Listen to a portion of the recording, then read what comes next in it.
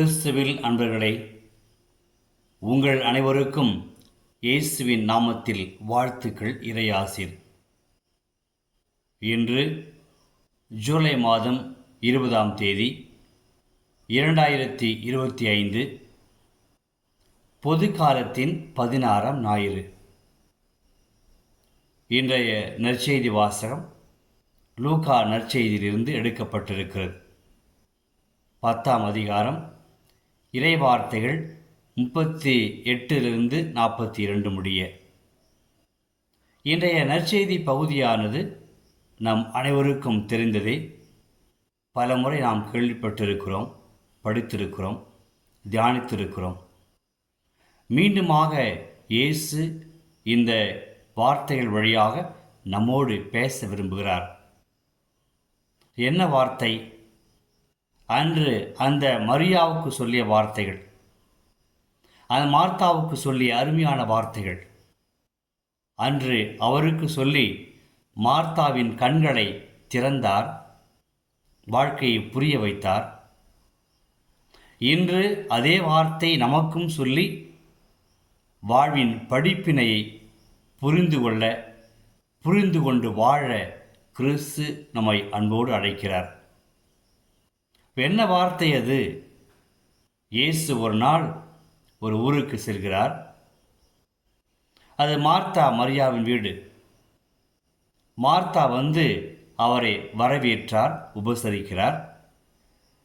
அதற்கு பிறகு பற்பல பணிகளை செய்து கொண்டு அவர் மிகவும் பிஸியாக போயிறார்.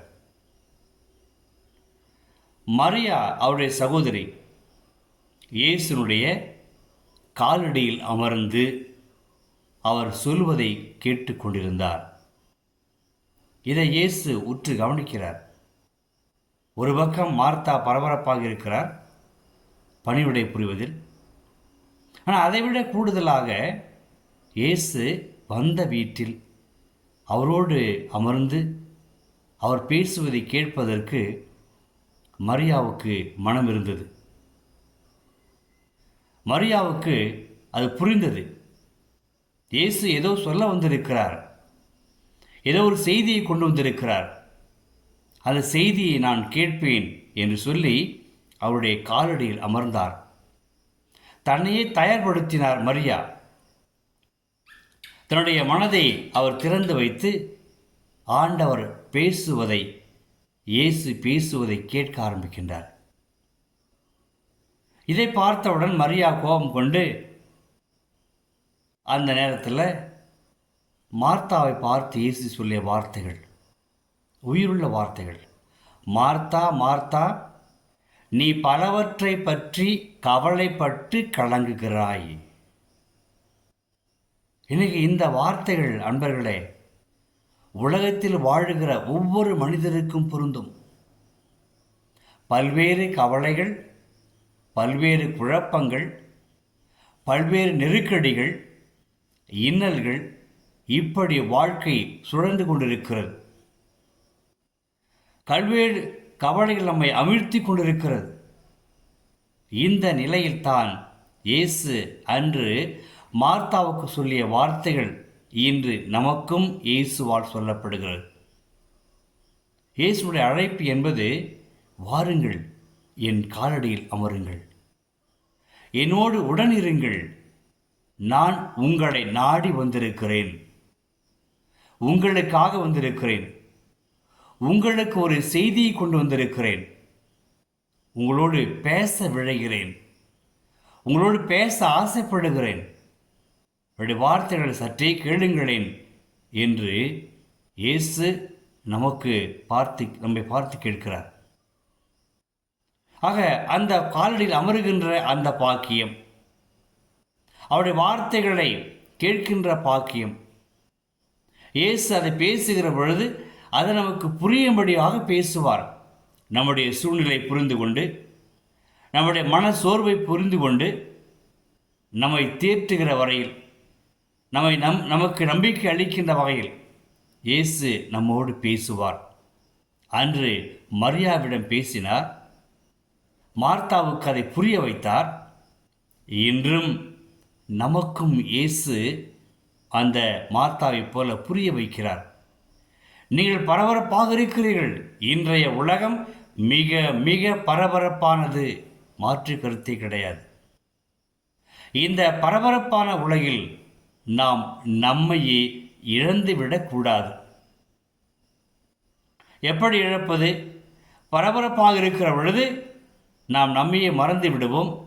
எதற்காக செய்கிறோம், ஏன் செய்கிறோம் என்று கவலைகள் நம்மை தொற்றிக்கொண்டு இறுதியில் நமக்கு வருத்தத்தையும் ஏமாற்றத்தையும் கூட அளிக்கலாம். ஆனால் மரியா ஒரு சரியான முடிவை அந்த தக்க தருணத்தில் முடிவு செய்து அதை கடைபிடித்தார். ஆக நமக்கு கடவுளின் ஞான வேண்டும், அவருடைய காலடியில் அமர்வதற்கு. அன்பர்களே, ஒவ்வொரு நாளும் நாம் இயேசுவை நம்புகின்ற நாம் காலையிலும் மாலையிலும் சற்றாகிலும் அவருடைய பாதத்தில் அமர வேண்டும். காலையில் அமருங்கள். இயேசுவின் பாதத்தில் அமர்ந்து அவர் என்ன சொல்ல விரும்புகிறார், இன்றைய நாளில் இயேசுடைய செய்தி எனக்கு என்ன என்பதை சற்று காது கொடுத்து கேளுங்கள். உங்கள் இதயத்தை திறந்து வையுங்கள். இயேசு பேசுவார், நம்மோடு பேசுவார். அதற்கு பிறகு உங்களுடைய வேலைக்கு செல்லுங்கள், வேலைகளை பாருங்கள், படிப்பிற்கு செல்லுங்கள், மற்ற இடங்களுக்கு செல்லுங்கள். இறுதியில் அந்த தூங்க உறங்க செல்வதற்கு முன்பாக மீண்டுமாக ஆண்டவரின் காலடியில் அமருங்கள். இந்த ஆண்டவரின் காலடியில் அமருகிற பொழுது மீண்டும் இயேசு பேசுவார். நாம் செய்தவற்றை திருப்பி பார்க்கக்கூடிய அந்த ஞானத்தை கொடுப்பார். அந்த ஞானம் நமக்கு வலிமையை கொடுக்கும். நம்முடைய உள்ளத்தை நன்றி பெருக்கால் பொங்கி எழச் செய்யும். ஆக யாரெல்லாம் ஆண்டவருடைய பாதத்தில் அமர்கின்றார்களோ, அவருடைய காலடியில் அமர்கின்றார்களோ, அவர்கள் பேறு பெற்றவர்கள். அதைவிட பேறு பெற்றவர்கள் அமர்ந்து அவருடைய வார்த்தைகளை நம்பிக்கையோடு விருப்பத்தோடு கேட்பவர்கள் பேறு பெற்றவர்கள். கேட்டு அதனுடைய பலனை அனுபவிக்கின்றார்களே, அவர்கள் மிகவும் பேறு பெற்றவர்கள். ஆண்டவர் நமக்காக வந்திருக்கிறார். நம்முடைய வீடை தேடி வந்திருக்கிறார், தேடி வருகிறார். ஒவ்வொரு நாளும் வருகிறார். நாம் நம்முடைய கதவுகளை அடைக்க வேண்டாம்.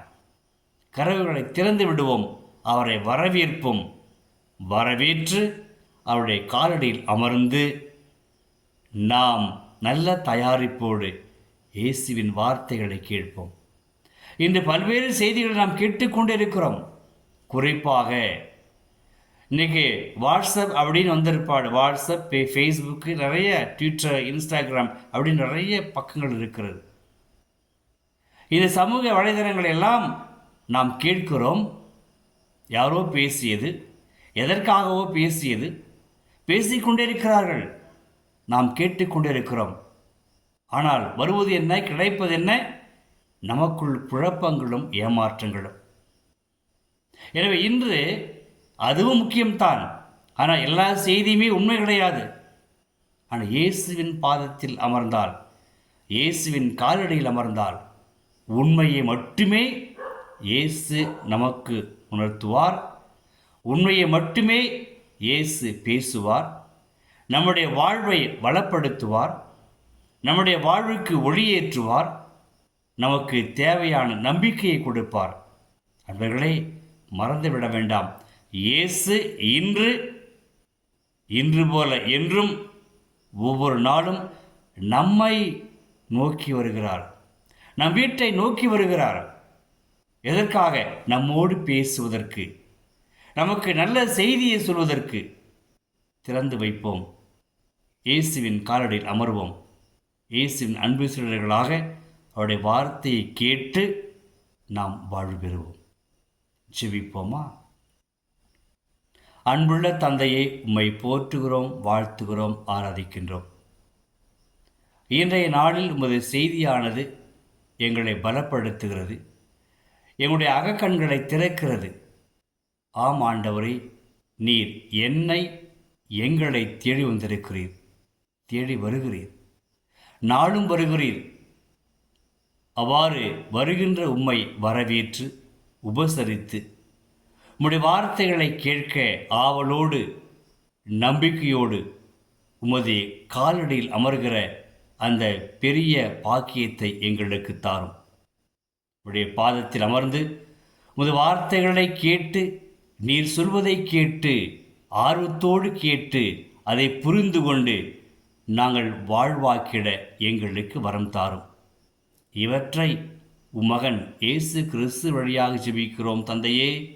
ஆமேன், ஆமேன், ஆமேன். இறைவார்த்தை விதையாக உன் இதயத்தில் விதைக்க